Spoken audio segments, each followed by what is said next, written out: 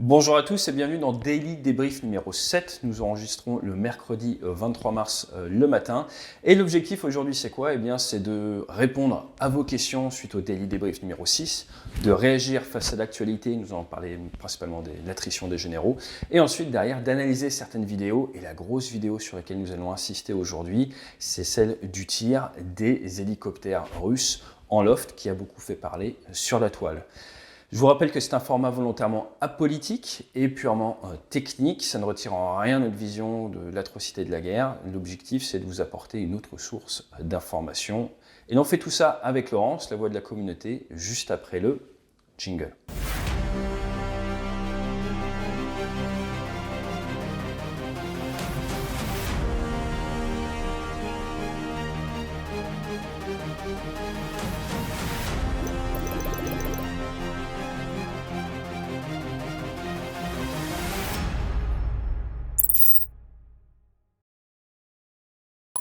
Et nous sommes donc rejoints par Laurence. Bonjour Laurence. Salut Athé. Donc de quoi est-ce qu'on parle aujourd'hui?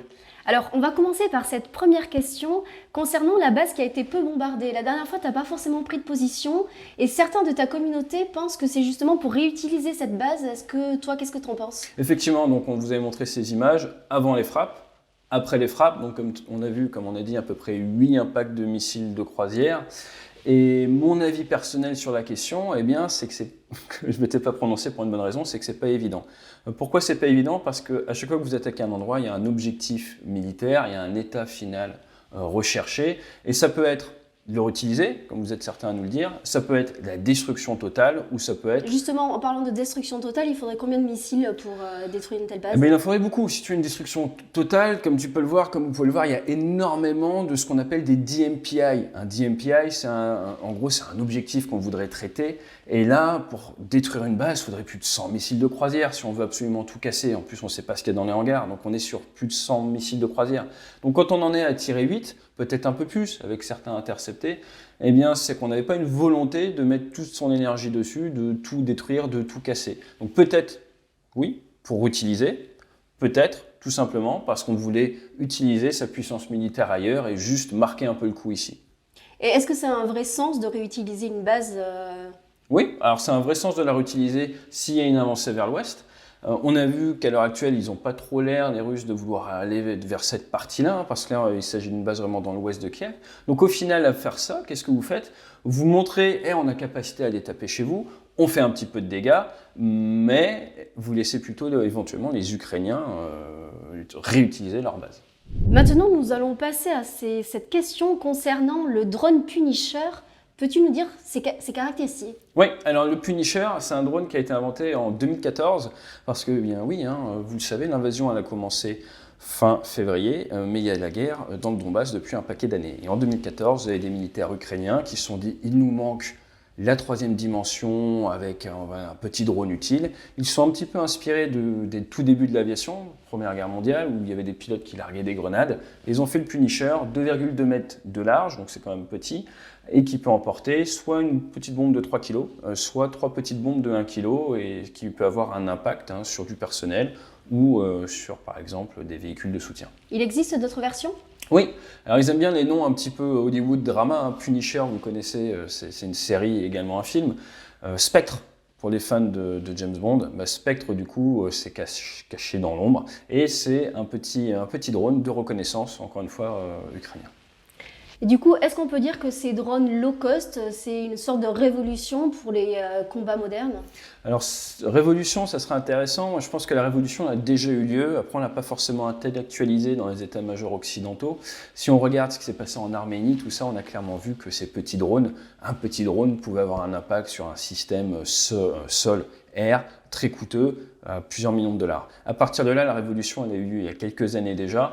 Il s'agirait de se mettre à la vitesse, et je pense que ce que ça montre, c'est qu'à partir du moment où vous faites enfoncer par une puissance adverse qui a beaucoup de volume, vous allez pouvoir tenir grâce à des méthodes un petit peu de guérilla, et vous allez pouvoir utiliser la troisième dimension grâce à ces petits drones à très très grande échelle. Et moi je vous pose la question, je n'ai pas la réponse, mais est-ce que vous préférez avoir 20 ou 30 avions d'ultra technologie ou 2000 ou 3000 petits drones comme ça. Maintenant, nous allons revenir à cette image lors du dernier débrief de l'embuscade où elle n'était pas adaptée à tes propos.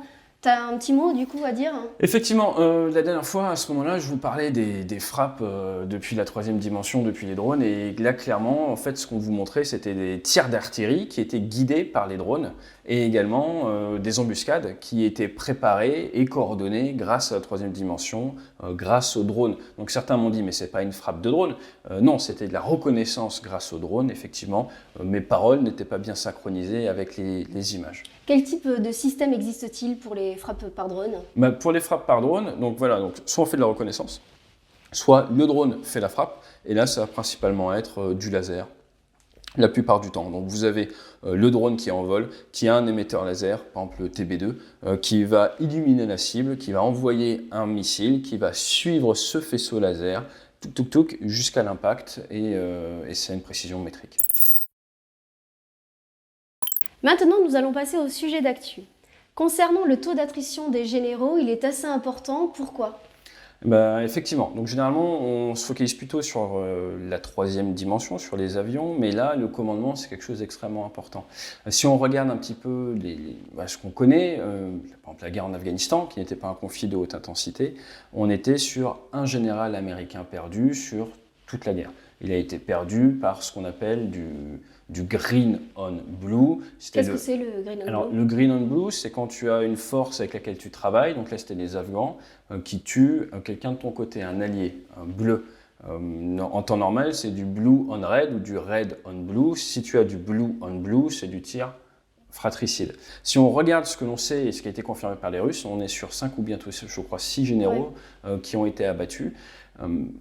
La vraie question, c'est le vrai point, pourquoi on en parle, c'est parce qu'il faut comprendre qu'il y a une différence fondamentale entre l'organisation de l'armée russe et les organisations des armées en fait, occidentales. Du coup, ils ont un style de management différent ou de leadership différent? Oui, ils ont un style de leadership différent, c'est-à-dire qu'il y a beaucoup plus de centralisation chez les Russes que chez nous. Chez nous, on a le corps des sous-officiers, on va essayer vraiment de former nos unités. Alors, ça nous vient un petit peu de l'héritage des Allemands en 2017 qui ont un peu inventé ça, mais avant où on avait un officier qui commandait tout le monde, eh bien, on a créé des plus petites structures, beaucoup plus agiles, qui sont dirigées par des sous-officiers. Et ça permet beaucoup plus en fait, de prise de décision à l'échelon local, à l'échelon micro.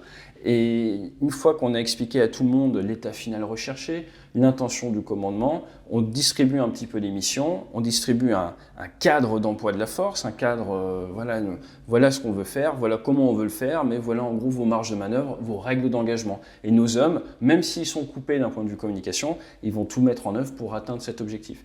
L'armée russe est légèrement différente, où ils ont plus une sorte de cahier de jeu, un cahier tactique, un cadre tactique, et ils savent faire certaines manœuvres, certaines tactiques, mais il faut qu'on leur donne le commandement. Donc c'est beaucoup plus centralisé, là où dans les armées occidentales, on parle de decentralized command, de commandement décentralisé. Du coup, ça veut dire que les généraux, ils vont beaucoup plus sur le front que, les généraux russes que par rapport aux généraux occidentaux. Aussi, oui, tout à fait. C'est-à-dire que là, je pense qu'il y a un double cas. C'est-à-dire que déjà, de base, je pense que même d'un point de vue culturel, ils vont beaucoup plus au carton. C'est ce qu'on faisait dans les armées napoléoniennes. Vous aviez le maréchal Ney, il chargeait avec ses hommes. Les généraux, ils chargeaient. Tu regardes la bataille d'Eylau, il y a plusieurs généraux qui sont morts. Donc, traditionnellement, c'est quelque chose qu'on faisait aussi, qu'on a arrêté. Pourquoi on a arrêté? Parce qu'on s'est rendu compte que la plus-value du général, elle était plus dans la vision macro, la prise de recul. Mais cette prise de recul, elle ne fonctionne que si vous avez la communication. Et il semblerait que sur le théâtre ukrainien, ils aient des gros soucis de communication. Et à partir de ce moment-là, si vous n'arrivez pas à avoir du retour d'information, si vous ne pouvez pas communiquer, le général, il n'est pas général pour rien et il a envie d'avoir un impact, il va sur le champ de bataille. Et forcément, les risques de se faire blesser ou tuer par des snipers ou des obus, des frappes, augmente de manière exponentielle. Du coup, en parlant de communication, pour les pilotes occidentaux, comment sont transmis les ordres? Alors les ordres ils nous sont transmis, en fait, à la base, ça vient de l'état-major. Donc il y a un état-major qui réfléchit un petit peu à tout ce qui se passe dans un CAOC, un grand centre de commandement, et ils vont créer pour le lendemain ce qu'on appelle un ATO, Air Task Order, les ordres du lendemain, en fait, d'un point de vue aéronautique. Et après ces ordres, ils nous arrivent en unité. En unité, on nous dit, la patrouille Keystone 33, vous devez aller au-dessus de la ville de Ramadi à telle heure, et ils essaient de tout nous organiser en amont. Et nous, après, derrière, une fois qu'on a la mission, qu'on connaît les moyens de notre disposition, On regarde la météo et on vient avec la tactique. C'est un petit peu ça l'idée. Donc en fait, on a un travail organisationnel macro qui nous arrive de l'état-major et nous après sur le théâtre des opérations, on doit faire évoluer tout ça. Ça marche bien parce qu'il y a cette communication. Maintenant, si on devait se retrouver tout seul au sol, coupé de notre chaîne de commandement pendant une semaine, 2 semaines, on irait en vol, on irait voir ce qui se passe, mais forcément, ça serait très impactant. Et du coup, ces ordres, ils peuvent changer au dernier moment? Oui, les ordres, ils peuvent changer si la communication fonctionne. Donc en temps réel, on peut nous changer nos ordres, mais ça demande de la bonne communication cryptée qui fonctionne bien. Donc en fait, votre armée, vos opérationnels vont être agiles si vous arrivez à leur donner des consignes en temps réel, donc bonne communication, ou alors ils ont été excellemment bien briefés, ils ont une très bonne compréhension de la situation. Et quand on est dans une guerre de mouvement, la situation elle évolue très vite et donc c'est très compliqué. Et on va commencer par cette vidéo qui a fait beaucoup de bruit sur l'attaque des hélicoptères et on parle beaucoup de leur trajectoire. Est-ce que tu peux nous en dire un peu plus? Oui, bien sûr. Donc là, ce qu'on voit, c'est un hélicoptère à très basse altitude qui fait une ressource, on appelle ça un loft, qui fait une ressource. Pendant cette ressource, il lance, on voit bien, on a des leurres infrarouges pour se prémunir de tirs infrarouges, enfin de SATCP dont on parlait la dernière fois, et qui ouvre le feu avec de la roquette, redescend et repart faire une sorte de trajectoire en hippodrome. Ce sont quel type d'hélicoptères? Alors il y en a plusieurs, mais là je propose qu'on se concentre un peu sur le KA-52. KA-52, son petit nom c'est Alligator, il y en a qui ont été vendus d'ailleurs aux Chinois. C'est un gros hélicoptère biplace d'attaque.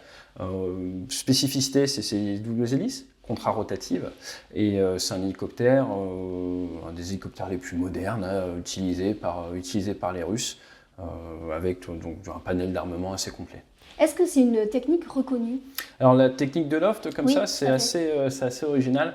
On en voit rarement, mais c'est quelque chose auquel on s'entraîne. Nous, on avait même des vols, on appelait ça des vols de pays mémo, on faisait du loft.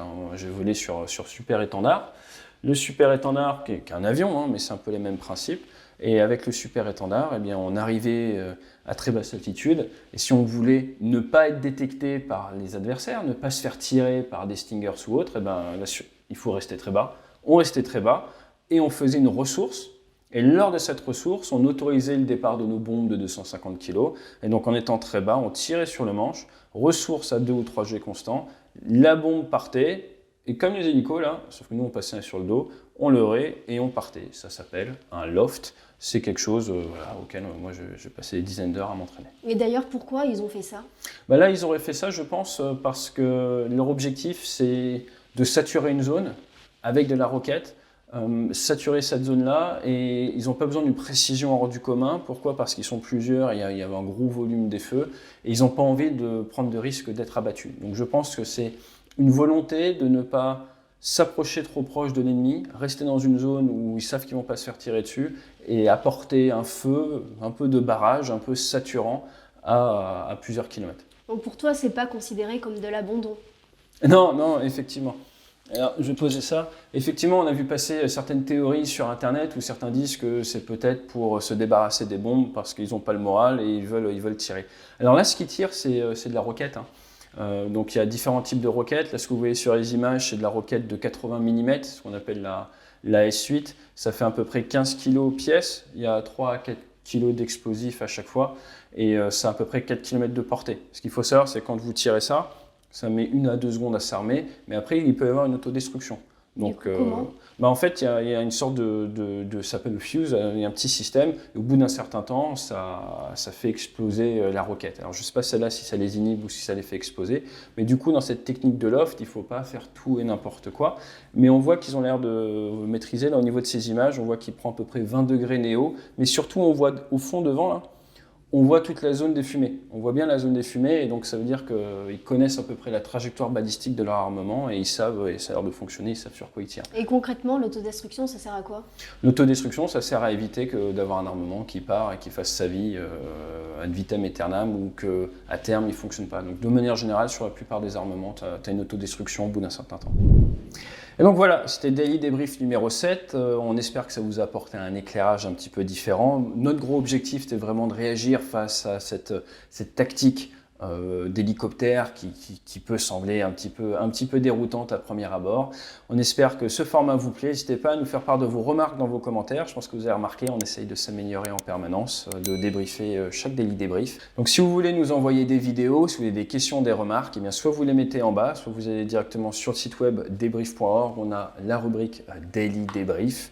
On vous dit à bientôt pour le Daily Débrief numéro 8 qui devrait arriver, je pense, dans le week-end ou début de semaine prochaine. Et d'ici là, fly safe.